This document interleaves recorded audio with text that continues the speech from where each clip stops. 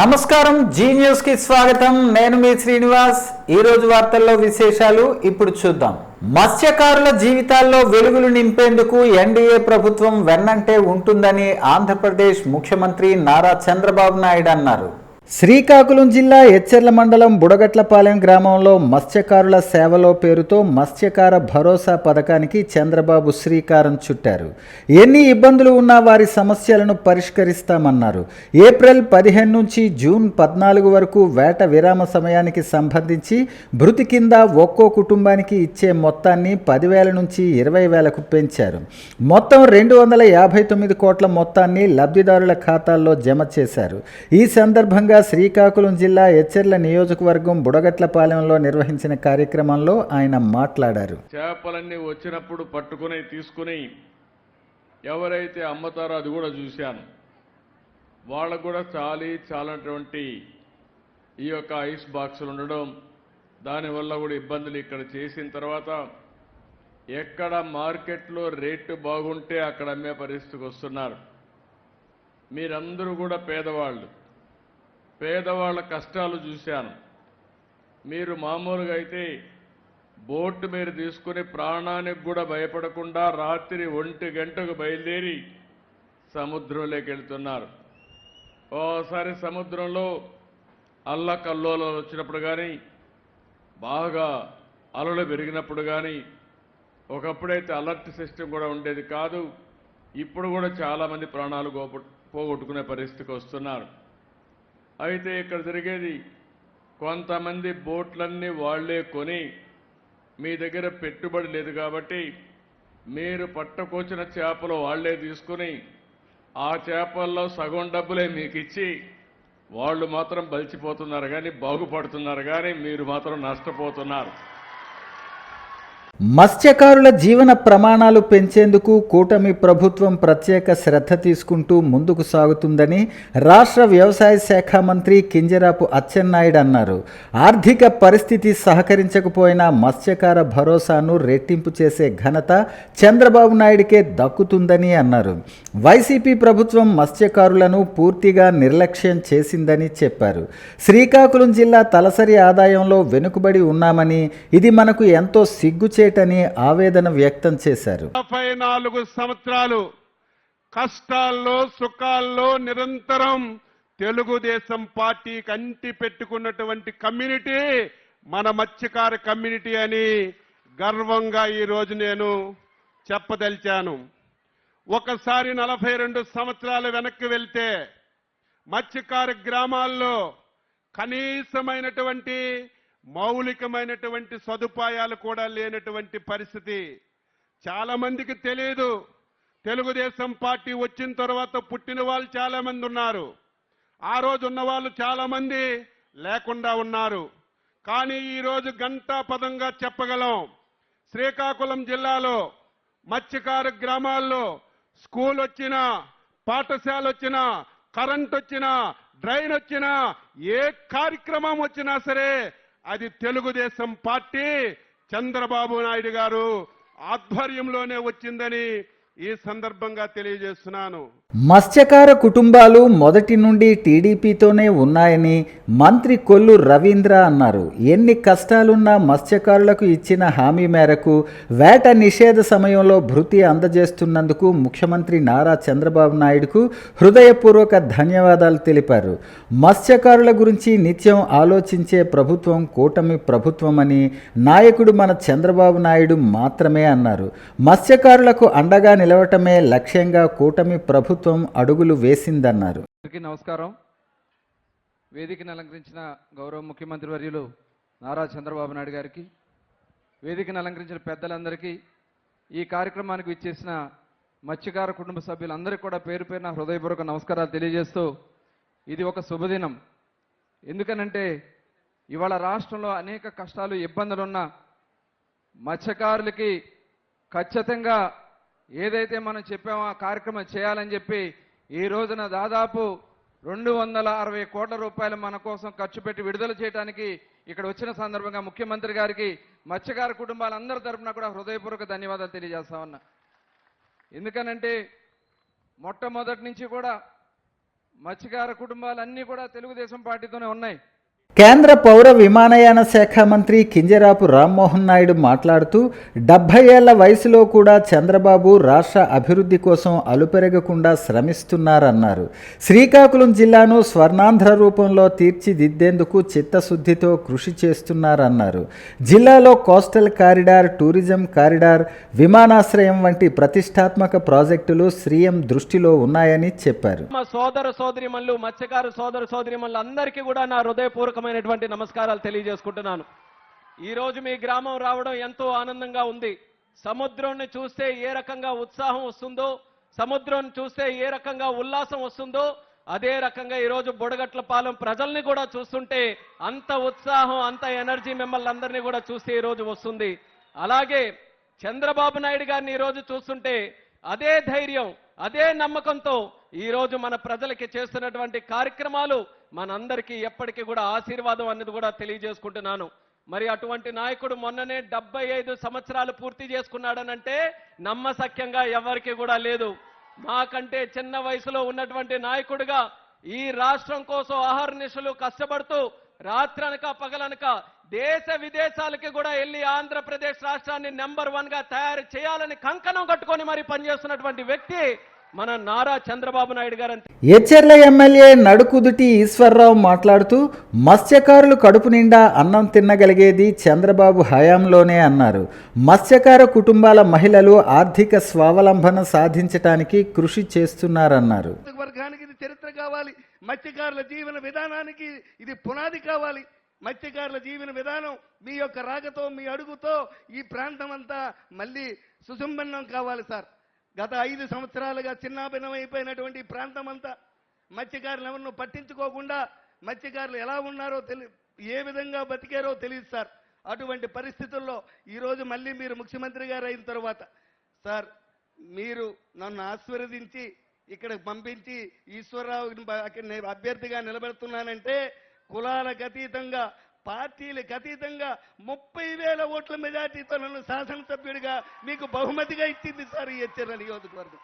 అయ్యా, మీకు ఎప్పుడు శాశ్వతంగా మీ నాయకత్వానికి మేము భరోసాగా ఉంటాం. కలెక్టర్ స్వప్నిల్ దినకర్ పుణ్కర్ మాట్లాడుతూ బుడగట్లపాలెం గ్రామానికి చెందిన 1500 మంది మత్స్యకారులు హార్బర్ ద్వారా నేరుగా లబ్ధి పొందనున్నారని అన్నారు. ప్రజలందరికీ, మన ఎంపీ, ఎమ్మెల్యేస్, మినిస్టర్స్కి, మరి ఇంకా మన ముందుగా ఉన్న కూర్చున్న మార్గదర్శులకి, బంగారు కుటుంబంకి, మరి ముఖ్యంగా బుడగట్లపాలెం ప్రజలందరికీ నమస్కారం.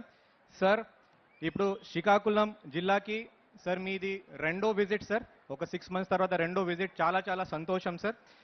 ఎందుకనే శ్రీకాకుళం డిస్ట్రిక్ట్ అంటే ఒక తీర ప్రాంతం జిల్లా సార్. ఈ తీర ప్రాంతంలో ఉన్న ప్రజల్లో ముఖ్యమైన ఆదాయం అంటే Matsya Sampada sir.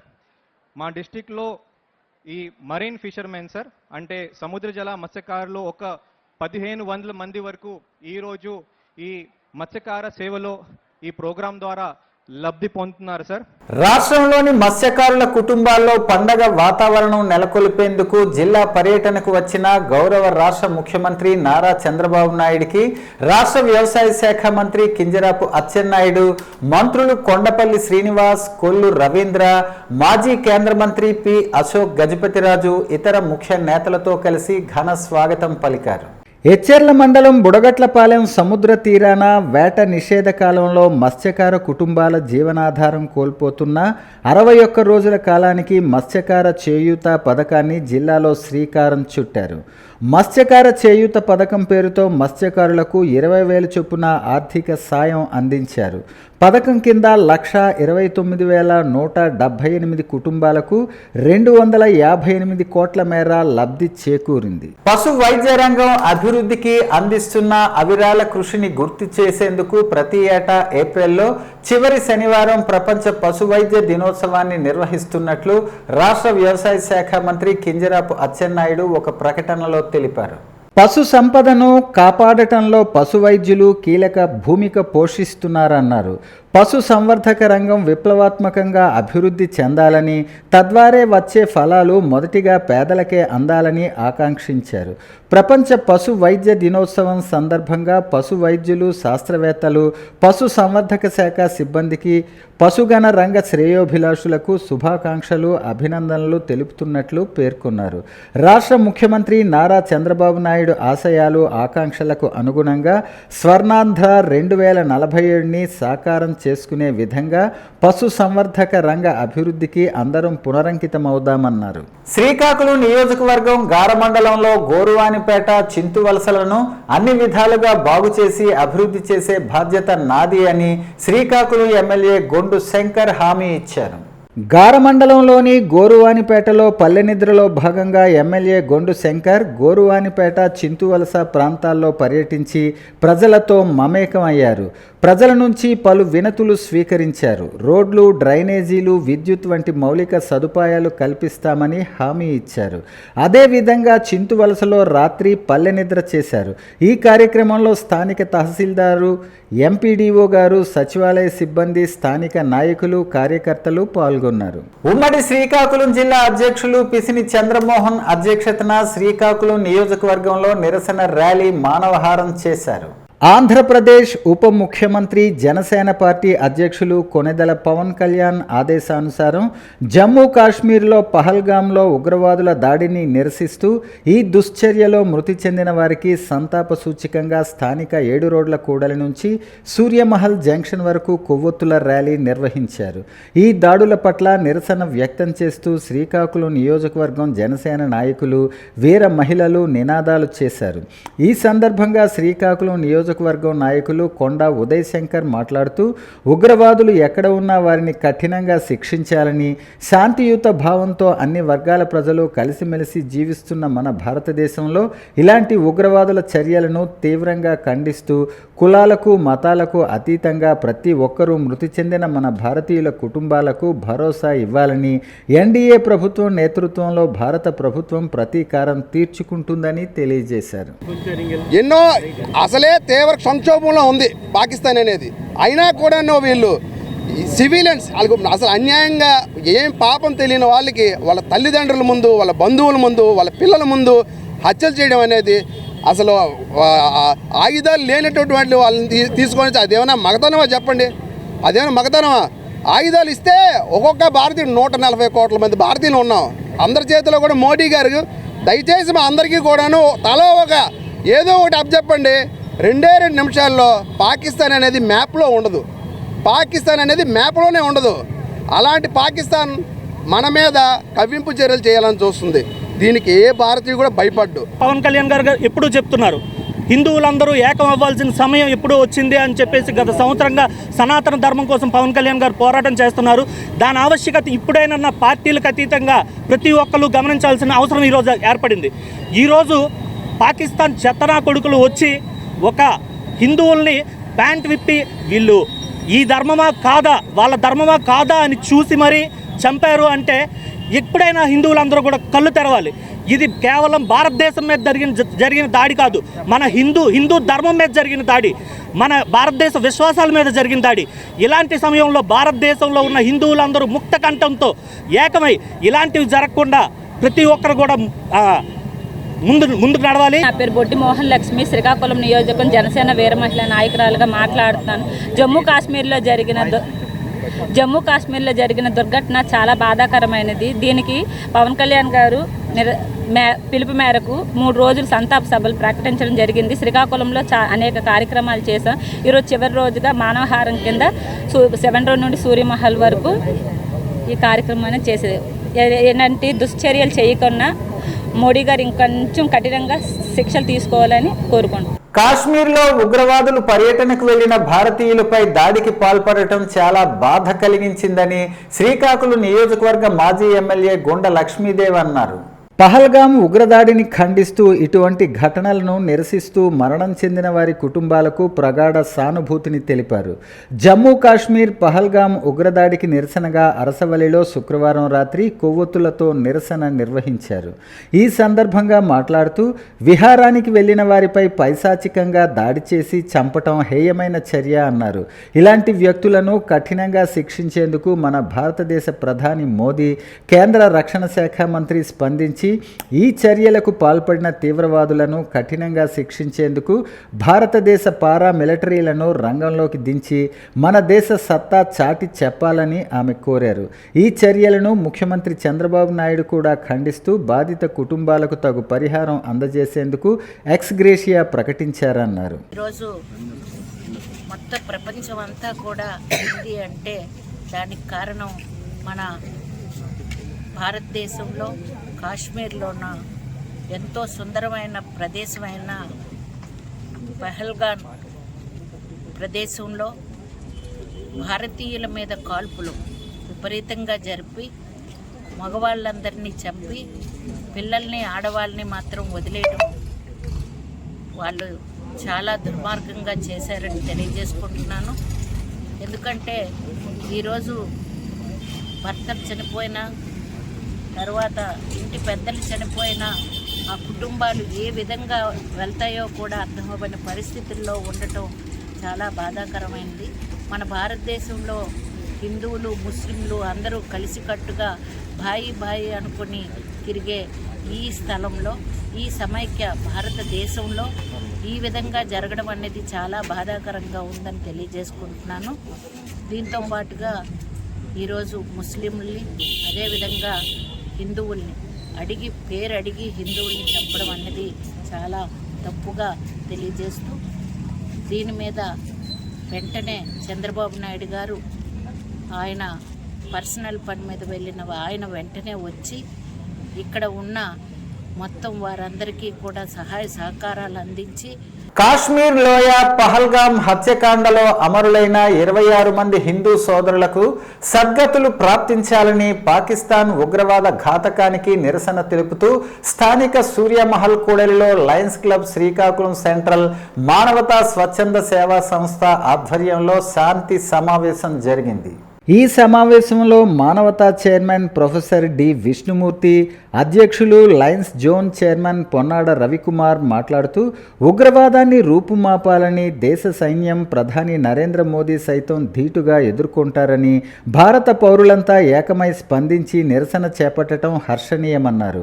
Lions Club central mentor Natukula Mohan, DC Badana Devabhushan, కార్యదర్శి లైన్ డాక్టర్ పైడి సింధూరా మాట్లాడుతూ మతం పేరు చెప్పి హిందువుల మనోభావాలను దెబ్బతీయటం సరికాదని, ప్రభుత్వం ఈ దాడిని తీవ్రంగా ఖండించాలని, ఉగ్రవాదాన్ని వ్యతిరేకిస్తూ లయన్స్ క్లబ్ శ్రీకాకుళం సెంట్రల్ మానవతా స్వచ్ఛంద సంస్థ ఆధ్వర్యంలో శాంతి సమావేశంలో 1 గంట సమయం మౌనం పాటించారన్నారు. భారతీయ పౌరుల స్పందించిన తీరు అమోఘమని, ఈ హేయ చర్యతో ఉగ్రవాదం అనే మాటే వినపడదని Lions International zone chairman Ponnada Ravikumar, Tekkam Ram Gopal అన్నారు. శ్రీకాకుళం లయన్స్ క్లబ్ సెంట్రల్ మరియు మానవతా స్వచ్ఛ సేవా సంస్థ ఆధ్వర్యంలో ఈరోజు చేపట్టడం జరిగింది. అందుకు నిరసనగా మేము నల్ల బ్యాడ్జీలతో, నల్ల డ్రెస్సులతో నిరసన తెలియజేస్తున్నాం. ఇది చర్య తీవ్రంగా ఖండిస్తున్నాం. ఇక్కడ మానవత లేకుండా ఉగ్రవాదులు వాళ్ళు ప్రవర్తించడం చాలా బాధాకరంగా ఉంటూ భారతదేశ పౌరులుగా మేము అందరం కూడా కొవ్వొత్తుల ర్యాలీతో కూడా నిరసన తెలియజేశాము. జరిగిన దుశ్చర్య మనందరికీ తెలిసిన విషయమే. ఇది చాలా బాధాకరమైన విషయం. ఎందుకంటే మానవత విలువలు కోల్పోయి మనిషిని గౌరవించుకోవాల్సిన అవసరం ఉన్నప్పుడు కూడా మన సుదీర్ఘ చరిత్ర తర్వాత కూడా ఇలాంటి హేయమైన చర్యలు జరగడం చాలా తీవ్రమైన దుశ్చర్యగా అయితే భావిస్తున్నాం. ముందుగా ఎవరైతే ఈ ఘటనలో అసూలు బాసారో వాళ్ళకి నివాళులు తెలియచేయాలనే ఉద్దేశంతో ఈరోజు శాంతి దీక్ష మన లయన్స్ క్లబ్ శ్రీకాకుళం సెంట్రల్ మానవత ద్వారా మేము ఇక్కడ ఈ ప్రొటెస్ట్ చేయడం అనేది జరిగింది. దీనికి ధీటుగా మన భారత ప్రభుత్వం కూడా చర్యలన్నీ చేపట్టడం చాలా వాళ్ళని అభినందించవలసిన విషయం. మన భారతీయులు అందరం కలిపి దీన్ని ప్రొటెస్ట్ చేసినట్టుగా అయితే డెఫినెట్గా మనకి ఇంకా ఫ్యూచర్లో ఈ తీవ్రవాదం అన్నది మన దరిదాపుల్లోకి రాకుండా కూడా మనం జాగ్రత్తలు తీసుకోవచ్చు. ఎట్ ద సేమ్ టైం దీనికి మా క్లోజ్ ఫ్యామిలీ ఫ్రెండ్సే చంద్రమౌళి గారు ఎవరైతే మొన్న షూటింగ్లో ప్రాణాలు పోగొట్టుకున్నారో ఆయన మనకి చిన్నప్పటి నుంచి స్నేహితులు. సో చాలా యాక్టివ్ పర్సన్. అలా అతనే అందరినీ మోటివేట్ చేసి కూడా మనం వెళ్దామని చెప్పి తీసుకెళ్ళిన అతను ఎంతో యాక్టివ్ పర్సన్, 50 సంవత్సరాలు నిండిన వ్యక్తి. అతన్ని ఇలా షూట్ చేసి వాళ్ళ ఫ్యామిలీకి కాకుండా చేయడం అన్నది ఇది చాలా తీవ్రంగా ఖండించాలని ప్రభుత్వానికి కూడా నేను మనస్ఫూర్తిగా కోరుకుంటున్నాను. దుశ్చర్యని మా తాలూకా 2 సంస్థలు కూడా ఖండిస్తున్నాయి. ఎందుకంటే అది చాలా దుశ్చర్య. టెర్రరిస్టులని ప్రపంచవ్యాప్తంగా ఏరిపారేయాలని ఒక తీర్మానం చేసి ఐక్యరాజ్య సమితిలో ఒక తీర్మానం చేయాలని ఇందు మూలంగా ప్రపంచ నాయకులందరికీ మేము కోరుకోవడం జరుగుతుంది. అలాగే దేశ ప్రధాని, దేశ రాష్ట్రపతి, అలాగే సర్వ సైన్యాధ్యక్షులకు కూడా మేము ఈ సందర్భంగా విన్నవించుకుంటున్నాం. అలాగే వచ్చిన విదేశీయులకు కానీ ఇక్కడ ఉన్నటువంటి టూరిస్టులకు కానీ పూర్తి భద్రత లేకపోతే, దేశం తాలూకా భద్రత మనం ఇవ్వలేకపోతే రేపు పొద్దున్న మన టూరిజం వ్యవస్థ కూడా దెబ్బతింటుందని ఇందు మూలంగా నేను తెలియజేసుకుంటున్నాను. వేసవి క్రీడా శిక్షణ శిబిరాలు విద్యార్థులు వినియోగించుకోవాలని శ్రీకాకుళం జిల్లా క్రీడాభివృద్ధి శాఖ అధికారి డాక్టర్ కె శ్రీధర్ కోరారు. మే 1వ తేదీ నుంచి 31 వరకు ఈ శిబిరాలు నిర్వహిస్తామని చెప్పారు. ఈ ఏడాది శ్రీకాకుళం జిల్లాలో 70 శిబిరాలు ఏర్పాటు చేస్తున్నామని, ఇందులో ప్రభుత్వం 50 కాగా మిగిలిన 20 క్రీడా సంఘాల సౌజన్యంతో ఏర్పాటు అవుతున్నాయని అన్నారు. యువత పెద్ద ఎత్తున జిల్లాలో వివిధ ప్రాంతాల్లో ఏర్పాటు చేస్తున్న శిబిరాల్లో పేర్లు నమోదు చేసుకోవాలని, వివిధ క్రీడల్లో శిక్షణ ఉంటుందని అన్నారు. పిల్లలను వేసవి శిక్షణ శిబిరాలకు పంపించవలసిన బాధ్యత తల్లిదండ్రులపై ఉందని అన్నారు. శ్రీకాకుళం జిల్లాలో ఉన్న 30 మండలాల్లో వేసవి శిక్షణ శిబిరాలు ఉంటాయని ఆయన చెప్పారు. రాష్ట్ర ప్రభుత్వం క్రీడలకు అత్యంత ప్రాధాన్యత ఇస్తున్న దృష్ట్యా ఈ ఏడాది ఎక్కువ సంఖ్యలో పిల్లలు వేసవి శిక్షణ శిబిరాలకు తరలివచ్చే పరిస్థితి కనిపిస్తుంది. ఈ సంవత్సరం జిల్లా వ్యాప్తంగా 50 క్యాంపులు, 30 రూరల్లోన, 20 క్యాంపులు అర్బన్లోన సమ్మర్ క్యాంప్స్ నిర్వహించడం జరుగుతుంది. ప్రతి క్యాంపుకి నిర్వహణకి కోచ్కి 1500 హాన్ రోరింగ్, 500 ఇన్సిడెంటల్ ఛార్జెస్ కింద 5000 రూపాయలు స్పోర్ట్స్ మెటీరియల్ పర్చేజ్ చేయడానికి రాష్ట్ర ప్రభుత్వం ఇవ్వడం జరిగింది. ఈ క్యాంపులు మే 1 నుంచి మే 31 వరకు జరుగుతుంది. మార్నింగ్ 6 నుంచి 8, ఈవినింగ్ 4 నుంచి 6 వరకు. ఎక్కువగా 8 నుంచి 14 సంవత్సరాల లోపు బాలబాలికలకి నిర్వహించమని ఆదేశాలు ఇవ్వడం జరిగింది. ఇది కొత్త పిల్లలు టాలెంట్ని, కొత్తగా వచ్చే పిల్లల్ని ఐడెంటిఫై చేయడానికి ఉపయోగపడుతుంది. రేపు రాబోయే రోజుల్లో మనకి వీళ్ళు జిల్లా స్థాయి, రాష్ట్ర స్థాయి, జాతీయ స్థాయిలో పథకాలు సాధించడానికి ఉపయోగపడడానికి నిర్వహించడానికి ఏర్పాటు చేసిన annual summer camps. Srikakulam head quarters నుంచి కోచ్ ఆనంద్ మాట్లాడుతున్నాను. నెక్స్ట్ మంత్ 1st వీక్ నుంచి సమ్మర్ కోచింగ్ ఓపెన్ అవుతుంది. దానికి పిల్లలు ఇప్పటికే చాలామంది స్కూల్ హాలిడేస్ వల్ల పిల్లలు చాలా ఎక్కువ మంది వస్తున్నారు. వాళ్ళకి ఫెసిలిటీస్ అన్ని విధాలుగా మా జెడ్సిఎస్ అసోసియేషన్ నుంచి కార్యదర్శి కానీ ప్రెసిడెంట్ కానీ వీళ్ళందరూ చాలా ప్రోత్సహిస్తున్నారు. ఇంకా ప్రతి సెంటర్లో కలింగపట్నం కానీ, టెక్కల్లో కానీ, నర్సన్పేట కానీ, ఇచ్చాపురం, సోంపేట ప్రతి సెంటర్లో కూడా నెక్స్ట్ మంత్ 1st వీక్ నుంచి సమ్మర్ కోచింగ్ అనేది ప్రారంభించడం జరుగుతుంది. దానికి కూడా 1st వీక్లో మా సెక్రటరీ గారు ఇలియాస్ సార్ కానీ, షమీ గారు కానీ, హెడ్ కోచ్ సుదర్శన్ గారు కానీ వీళ్ళకి వచ్చి ఒక్కొక్క సెంటర్కి ఓపెనింగ్ చేయడం కూడా జరుగుతుంది. అన్ని విధాలుగా క్రికెట్ డెవలప్ చేయడం కోసం శ్రీకాకుళంలో అన్ని దగ్గర నుంచి ఒక్కొక్క సెంటర్ నుంచి ఒక్కొక్క స్టూడెంట్స్ని కూడా మనం ఈ స్కిల్ డెవలప్మెంట్లో చూస్తున్నాం. శ్రీకాకుళం నగరం మారుతి థియేటర్ ప్రారంభించి 75 వసంతాలు పూర్తి చేసుకుందని థియేటర్ యాజమాన్యం తెలిపారు. 76వ వసంతంలోకి అడుగు పెడుతున్న సందర్భంగా శ్రీకాకుళం నగరం మారుతి థియేటర్లో కేక్ కట్ చేసి మిఠాయిలు పంచిపెట్టారు. ఈ సందర్భంగా యాజమాన్యం మాట్లాడుతూ మాయాబజార్ సినిమాతో థియేటర్ ప్రారంభోత్సవం జరిగిందన్నారు. ఎన్నో హిట్స్ ఫ్లాప్స్ సినిమాలతో థియేటర్ ఎందరో అభిమానులను ఆకట్టుకుందని పేర్కొన్నారు.